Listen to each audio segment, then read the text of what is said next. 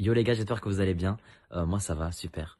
On se retrouve aujourd'hui pour un live, on va parler de l'environnement avec Arte. Arte qui a fait la démarche de me contacter pour pouvoir parler avec vous de l'environnement et en discuter ensemble.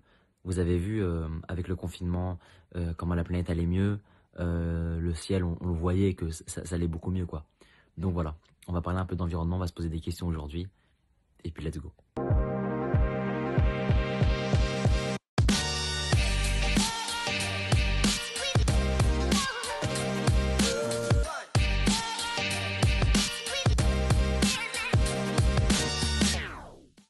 J'espère que vous avez tous capté le concept. Purée, jamais de ma vie j'aurais pensé faire un live avec Arte. Doit-on arrêter de manger des animaux? Moi, j'en pense que en vrai de vrai, bon, on va arrêter de faire les crevards. Soyons honnêtes, on se la donne, tout ça. Faudrait qu'on réduise la consommation d'animal. Je veux qu'on arrête la consommation d'animaux. Non, pas qu'on arrête, mais qu'on diminue, qu'on diminue. Je veux qu'on se mette plus en mode herbivore. Ouais, après, chacun fait comme il veut, mais Aujourd'hui, t'as vu, frère, il y a les véganes, végétariens, tout ça, ça veut dire, t'as vu, eux, ils vivent bien, sans manger de viande. ouais. Et toi? Donc, non, moi, je suis pas végane. Moi, je suis pas végane. Moi, je mange de la viande. Mais, Ouais. la viande, je peux en manger genre une fois par semaine, deux fois par semaine. Tu vois ce que je veux dire? Bah, je peux diminuer la quantité. Ouais, c'est vrai, t'as raison. Ah, les gens, on diminue, mais on n'arrête pas. Ouais, faut diminuer. Ouais, diminuer. C'est vrai que moi, je trouve qu'il faut diminuer. Ouais, parce qu'il y en a, ils se la donnent trop. Ouais. Antoine, il dit deux trois repas de viande maximum par semaine. Ouais, c'est ça, frère. Faut pas trop se la donner à la viande. Vas-y, à plus, Jérém. Salut, merci. Arte? Il est fou, ce mec. Et je pense qu'on est tous d'accord sur ça, sur le fait qu'on peut tous diminuer notre consommation de viande rouge. Parce que voilà, on sait que l'exploitation animale, elle est massive. Il y a beaucoup d'animaux qui meurent tous les jours, des espèces même en voie de disparition. On prend l'exemple des véganes ou des végétariens. Bah, ils arrivent très bien à bien manger sans forcément manger de la viande, des choses comme ça quoi. Après moi, pour ma part, je n'arrêterai pas de manger de viande parce que voilà, j'aime la viande, je vais en manger, mais on va pas abuser. On va pas abuser de la dose quoi. Coucou. Bonjour. Bon, alors moi, ce que j'en pense, c'est qu'on dit tous qu'il faut diminuer et tout, mais on est d'accord que c'est hyper bon la viande. Oui, la Alors viande moi, c'est la très très bon. vérité, j'adore. Moi, tu me donnes un resto de lait ou de viande, je prends la viande. Un resto de quoi? De lait ou de viande. Ça n'existe pas des restos de lait. Chez moi, en tout cas, il y a des restos exprès pour le lait, exprès pour la viande. Je connaissais pas. Tu m'apprends un Ah truc. ouais? Je te jure, tu m'apprends un truc de ouf. Ah ouais? Bah moi, là où j'habite dans le 95 à Sarcelles. Et il y a un restaurant de lait. Bah il y a des restaurants genre que de pizza. Ou sinon, il y a un restaurant que de viande. Enfin, de lait, t'as compris quoi? De laitage. Genre Ouais, de laitage, genre fromage. du fromage, ouais, j'ai capté. Mais du coup, Voilà. toi, tu pourrais pas diminuer la viande. Si. La vérité, si. C'est pas grave si je mange une à deux fois par semaine. Mais voilà. Ouais, les gens C'est- ils disent il existe déjà des substituts de viande. Ouais, carrément, tu veux pas manger des steaks de tofu?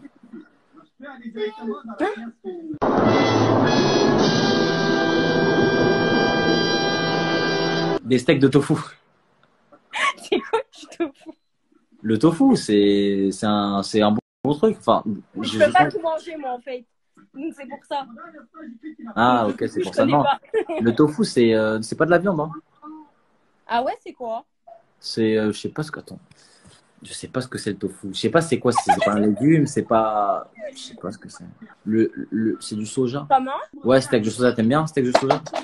J'ai jamais goûté, mais ça a l'air bon, je pense. Du coup, toi, tu Et peux diminuer la viande. En fait, tout le monde peut ouais, diminuer la viande. Ok. la vérité, ouais. Ok, ça marche. Bonne Gros bisous, gros journée. bisous. Salut. Vas-y. Ok, les gars, on va passer à une autre question. Ouh, on a une question. Alors là, ça, c'est une question, je pense, qui va en faire réagir plus d'un. Je fais confiance à la police. C'est une question lourde que tu as posée là. T'as vu, j'ai posé une autre question. Moi, je dirais je ne fais plus confiance à la police.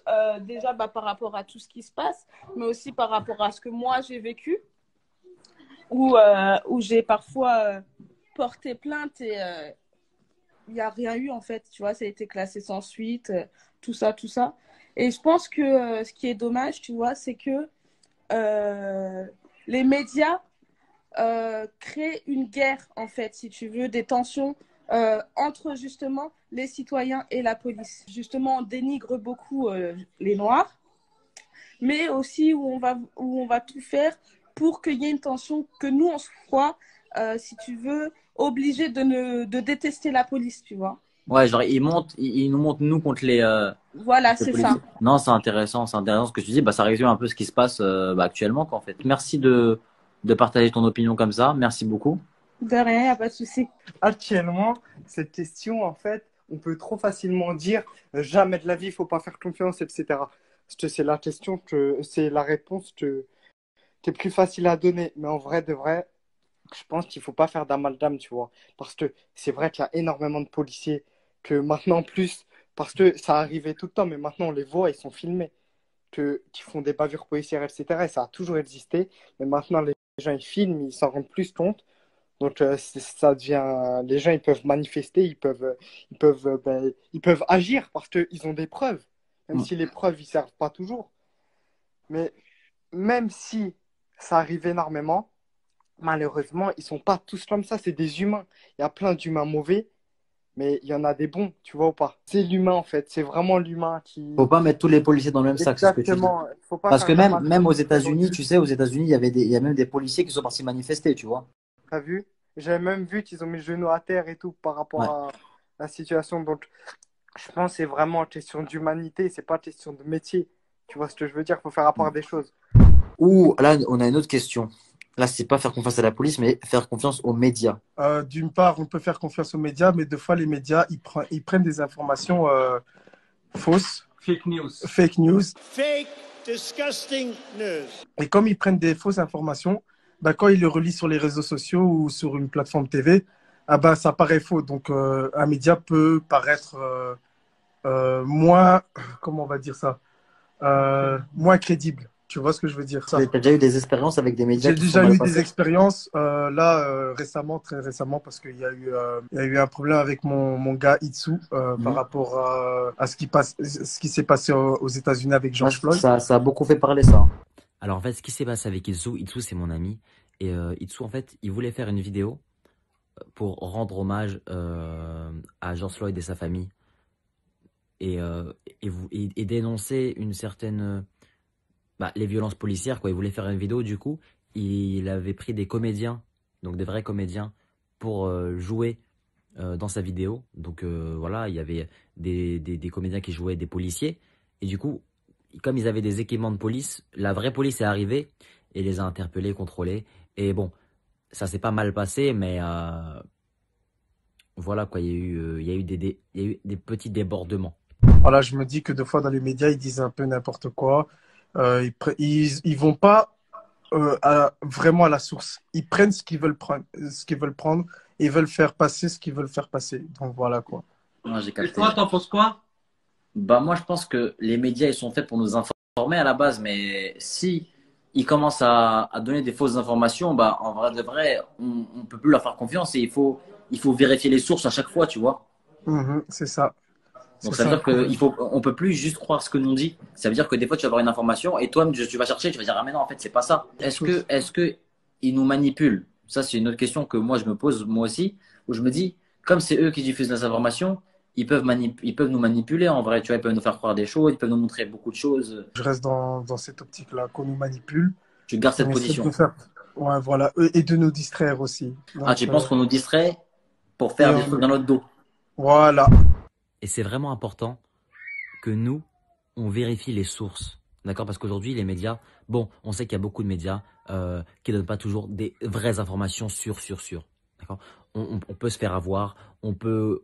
Mais bon, après, c'est pas de notre faute, vraiment, parce que nous, on croit les médias. C'est eux qui sont censés nous transmettre l'information. Donc si eux, des fois, abusent un peu ou donnent pas les bons chiffres, il faut qu'on vérifie nous-mêmes. Maintenant, on est obligé de vérifier. On peut plus croire les médias comme ça. Il faut qu'on regarde les sources directement.